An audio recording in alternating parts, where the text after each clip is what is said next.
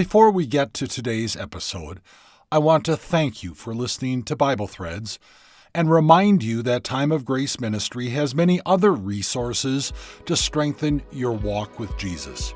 Videos, books, Bible studies, devotions, podcasts, and blogs. You can find them all on our website at timeofgrace.org. I also want to thank you for telling your friends and relatives about Time of Grace and for supporting us so that we can point more people to what matters most, Jesus. The Bible is incredibly interconnected with threads that run through it from beginning to end. In this podcast, I will uncover these threads, help you dig deeper into God's truth, and inspire you to live your life with greater confidence and joy. Welcome to Bible Threads with me, Dr. Bruce Becker.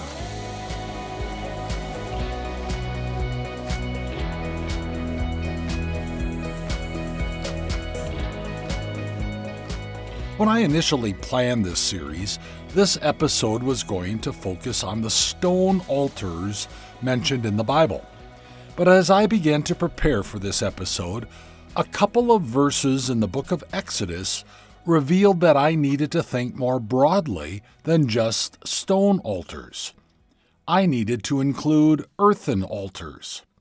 So that's why I changed the title of this episode from the original Stone Altars to Natural Altars. The verses that expanded my thinking are from Exodus chapter 20. Then the Lord said to Moses, "Tell the Israelites this. You have seen for yourselves that I have spoken to you from heaven. Do not make any gods to be alongside me. Do not make for yourselves gods of silver or gods of gold. Make an altar of earth for me and sacrifice on it your burnt offerings and fellowship offerings, your sheep and goats and your cattle. Whatever I cause my name to be honored, I will come to you and bless you. If you make an altar of stones for me, do not build it with dressed stones, for you will defile it if you use a tool on it. And do not go up to my altar on steps, or your private parts may be exposed." Okay, there's a lot to unpack in these 5 verses. First, the Lord God told Moses to tell the Israelites, no idols. No man-made idols of silver or gold or any other material. Second, the Lord God described how he wanted to be worshipped, with animal sacrifices on an altar. The sacrifices would be either a burnt offering, in which the entire animal, typically without the hide, was burned on the altar, or a fellowship offering, also known as a peace offering, in which a portion of the animal was burned on the altar, and the remaining portion was shared as food by the priests doing the sacrifices. From the book of Leviticus, we learn that the burnt offering was a voluntary offering with the purpose of acknowledging the sin of the worshiper and an expression of devotion to the Lord God. We also learn from the book of Leviticus that a fellowship or peace offering was a voluntary offering made for one of 3 reasons. It could be made as a free will offering, meaning that the worshiper was making the sacrifice as a way to express thanksgiving for God's grace and blessing. Or it could be made in connection with the fulfillment of a vow.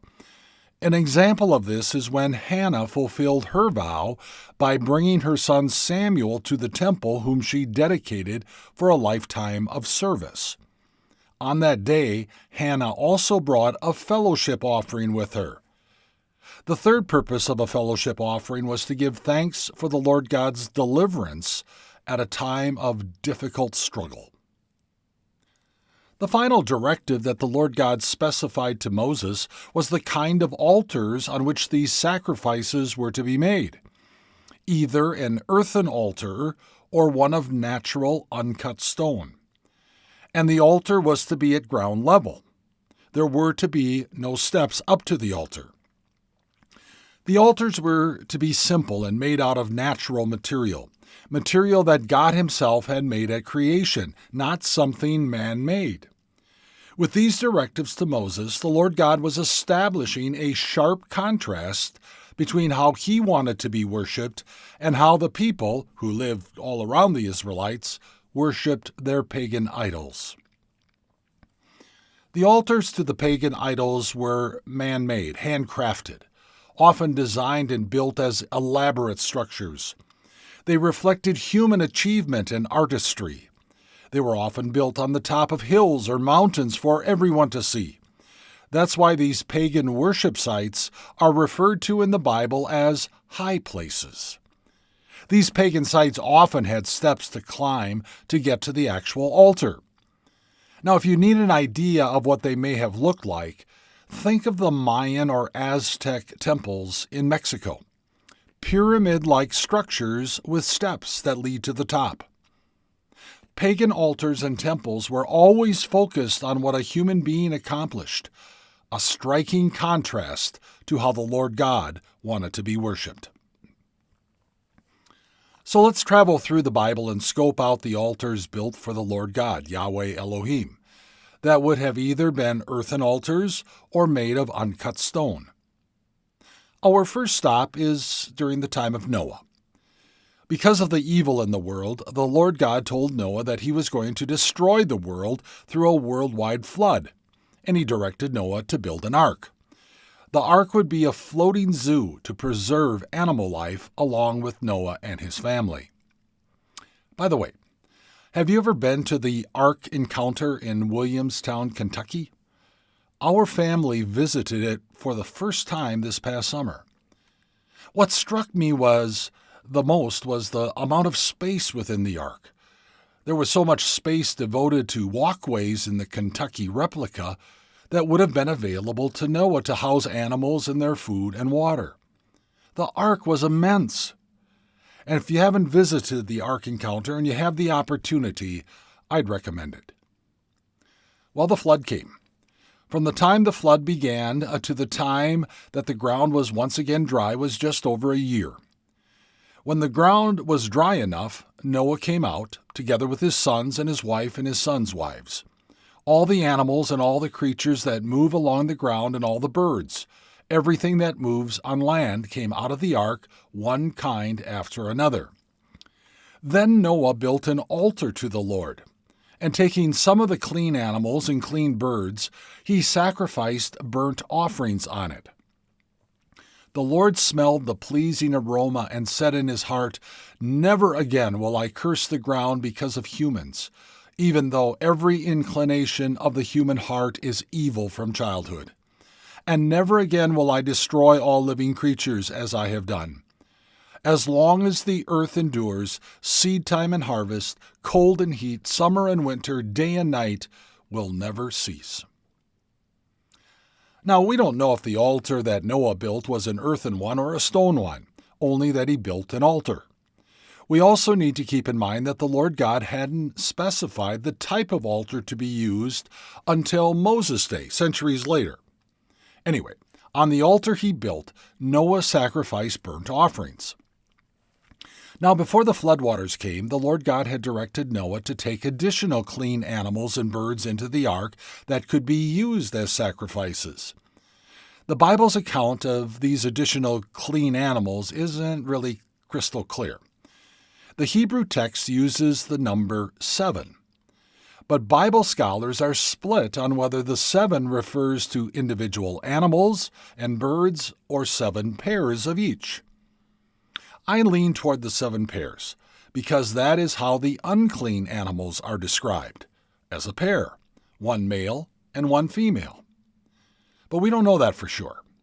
We also don't know from the book of Genesis what animals were clean and which ones were unclean. That again would be detailed to Moses on Mount Sinai. But obviously the Lord God had revealed it to Noah because he knew. The next altars built to the Lord God, to Yahweh Elohim, were the 3 altars built by Abraham. When Abraham was 75 years old, he lived in Haran, the home of his father Terah's clan. Haran was located in the southeastern part of modern-day Turkey near the Syrian border. It was in Haran that the Lord God called Abraham to go and live in the land of Canaan, the land that the Lord would promise to Abraham and his descendants. And so we're told, Abram traveled through the land as far as the site of the great tree of Morah at Shechem. At that time the Canaanites were in the land. The Lord appeared to Abram and said, "To your offspring I will give this land." So he built an altar there to the Lord, who had appeared to him. Shechem was an important town in the Old Testament. In fact, it's mentioned by name 54 times by my count. It was located near the twin mountains of Ebal and Gerizim, in the central part of the land of Canaan. From there, he, Abraham, went on toward the hills east of Bethel and pitched his tent, with Bethel on the west and Ai on the east. There he built an altar to the Lord and called on the name of the Lord. Bethel was located about 15 miles straight south of Shechem, and the route that Abraham would have taken would later be known as the High Road through the hill country of Ephraim. The third altar that Abraham built was the altar on Mount Moriah, on which the Lord God had told Abraham to sacrifice his son, his only son Isaac. If you know the story, just as Abraham was about to plunge a knife into Isaac, the Lord God intervened and stopped Abraham. The Lord then provided a substitute sacrifice, a ram caught in a thicket, to be offered on that altar. Now, 1,000 years later, King David would purchase a threshing floor that existed on Mount Moriah. He would build an altar there, anticipating the day when the first temple, Solomon's temple, would be built on that location in Jerusalem. At that temple, sacrifices would be made daily. And 1,000 years after King David lived, in the near vicinity of the temple in Jerusalem, another substitutionary sacrifice would be made, the one at Mount Calvary, by Jesus for us. Abraham's son Isaac built one altar during his lifetime that we know about. In Genesis chapter 26, we learn about a severe famine that hit the land of Canaan. It forced Isaac and his family to move temporarily to Gerar, a Philistine town ruled by King Abimelech. While in Gerar, the Lord God blessed Isaac immensely. Isaac had so many flocks and herds and servants that Abimelech asked him to leave. So from the town of Gerar, Isaac settled in the valley of Gerar to the southeast. But after a quarrel with the locals over water rights, Isaac moved his clan to Beersheba, located further southeast in the southern third of the land of Canaan. That night the Lord appeared to him and said, "I am the God of your father Abraham. Do not be afraid, for I am with you. I will bless you, and you will increase the number of your descendants for the sake of my servant Abraham." Isaac built an altar there and called on the name of the Lord. There he pitched his tent, and there his servants dug a well. Did you notice that both Abraham and Isaac built an altar following the Lord God's promise that their descendants would greatly increase in number? It was a way to acknowledge the Lord's promises. Do you recall in the third episode of this series where we examined commemorative stones in the Bible? The first one that we considered was the stone that first served as Jacob's pillow after he fled home because he had stolen his brother Esau's blessing. Jacob then set that stone up as a memorial the next day after experiencing during the night the vision of the stairway to heaven. The name of that place was Bethel. Now, fast forward 20 years. Jacob returned from Haran, where he had been working for his uncle Laban, and was eventually reunited with his brother Esau. After that reunion, Jacob went to Shechem, where he bought a piece of land and built an altar. After a sad and sordid incident involving Jacob's daughter Dinah and two of his sons, Simeon and Levi, the Lord God told Jacob, "Go up to Bethel and settle there, and build an altar there to God, who appeared to you when you were fleeing from your brother Esau. It was also there at Bethel that the Lord God changed Jacob's name to Israel, which means he struggles with God. The next stop on our altar tour is during the life of Moses.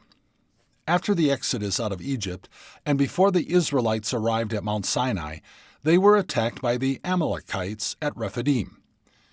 Following the Israelite victory, Moses built an altar and called it, "The Lord is my banner." He said, because hands were lifted up against the throne of the Lord. Moses also built an altar at the foot of Mount Sinai. In the days and weeks when the Lord God was transmitting his covenant law to Moses, Moses went and told the people all the Lord's words and laws. They responded with one voice, "Everything the Lord has said, we will do." Moses then wrote down everything the Lord had said. He got up early the next morning and built an altar at the foot of the mountain and set up 12 stone pillars representing the 12 tribes of Israel. Then he sent young Israelite men, and they offered burnt offerings and sacrificed young bulls as fellowship offerings to the Lord. Moses took half of the blood and put it in bowls, and the other half he splashed against the altar. Then he took the book of the covenant and read it to the people. They responded, "We will do everything the Lord has said. We will obey." Sadly, they didn't. Within weeks, they would be worshiping a golden calf. Now fast forward 40 years. After the death of Moses, Joshua led the Israelites into the land of Canaan, the land promised to Abraham, Isaac, and Jacob. After defeating the cities of Jericho and Ai, the Israelites traveled to Mount Ebal and Mount Gerizim. Nearby would have been the city of, you've got it, Shechem. Then Joshua built on Mount Ebal an altar to the Lord, the God of Israel, as Moses, the servant of the Lord, had commanded the Israelites. He built it according to what was written in the book of the law of Moses, an altar of uncut stones, on which no tool had been used. On it they offered to the Lord burnt offerings and sacrificed fellowship offerings. There, in the presence of the Israelites, Joshua wrote on the stones a copy of the law of Moses. Then when we get to the period of the judges, we only find one judge who built an altar to the Lord God. It was Gideon. One day the angel of the Lord God himself, came to visit Gideon and commissioned him to lead the Israelites against the people of Midian. The Midianites, among others, were ruining the Israelites' crops and killing their animals, and this had been going on for 7 years. But Gideon didn't think he was the man for the job, so the Lord had to convince him with a miracle. The result of this miraculous event was that Gideon built an altar to the Lord there and called it "The Lord is Peace." To this day it stands in Ophrah of the Abiezrites. That same night the Lord said to him, "Take the second bull from your father's herd, the one 7 years old, tear down your father's altar to Baal, and cut down the Asherah pole beside it. Then build a proper kind of altar to the Lord your God on the top of this height. Using the wood of the Asherah pole that you cut down, offer the second bull as a burnt offering." The Hebrew phrase translated as "a proper kind of altar" can also be translated as "with layers of stone," indicating the kind of altar that it was. Gideon did what the Lord God had told him. Not surprisingly, the people of the town the next morning were not happy with what Gideon did. In fact, they wanted to kill him. At the end of the period of the judges is when the judge and prophet Samuel lived. As judge over Israel, he would travel a circuit from Bethel to Gilgal to Mizpah, judging Israel in all those places. But he always went back to Ramah, where his home was, and there he also held court for Israel. And he built an altar there to the Lord. When the nation of Israel asked for a king, it was the prophet Samuel who anointed their first king, Saul. After Saul was anointed, Samuel instructed Saul, "Go down ahead of me to Gilgal. I will surely come down to you to sacrifice burnt offerings and fellowship offerings, but you must wait 7 days until I come to you and tell you what you are to do." During that week, the Philistines gathered their army near the town of Michmash, a town in the hill country. As Saul impatiently waited for Samuel to arrive, many of his soldiers deserted the army, leaving him only 600 soldiers. Saul panicked, and without waiting for Samuel, he decided to sacrifice burnt offerings and fellowship offerings himself. And as soon as he had made the sacrifices, Samuel arrived. Samuel rebuked Saul for his disobedience, an action that would cost him and his descendants the throne in Israel. Despite his disobedience, the Lord God gave Saul victory over the Philistines at Michmash. Following that victory, Saul built an altar to the Lord, his first and only one. The last altar that we want to consider was actually a rebuild of an altar on Mount Carmel by the prophet Elijah. Elijah had challenged the prophets of Baal to a sacrifice contest to determine who should be the God of Israel. The prophets of Baal called upon their idol to burn up the sacrifice on their altar. When Baal didn't show up, it was Elijah's turn. Then Elijah said to all the people, "Come here to me." They came to him, and he repaired the altar of the Lord, which had been torn down. Elijah took 12 stones, one for each of the tribes descended from Jacob, to whom the word of the Lord had come, saying, "Your name shall be Israel." With the stones he built an altar in the name of the Lord. If you know the rest of the story, the Lord God showed up and sent fire from the heavens to consume Elijah's sacrifice, the wood, the stones, and the water that Elijah had requested to be poured in a trench surrounding the altar. I want to finish this episode by mentioning that there are 2 altars in the Old Testament that stand in contrast to the earthen altars or the ones made of uncut stones. They were the altars that the Lord God himself designed for the tabernacle and later for the temple. The altar of burnt offerings was made of wood and bronze, and the altar of incense was made of acacia wood and overlaid with gold. Even though they were different from the earthen or stone altars, they too were made out of materials that the Lord God had made at creation. You know, the plain natural altars that we explored today symbolize the humility and purity required for the worship of the Lord God. They were to remind people that their focus should always be on God's glory and His holiness, not on human creativity or achievement. And that's something for us to keep in mind as we worship our God. Rock on. Natural altars. If you have any comments or questions regarding this episode or series, I'd love to hear from you. Just email me at bruce@timeofgrace.org. In our next episode, we'll be exploring the references to stones and rocks in the book of Psalms, the songbook of God's Old Testament people. Thanks for listening, and God bless.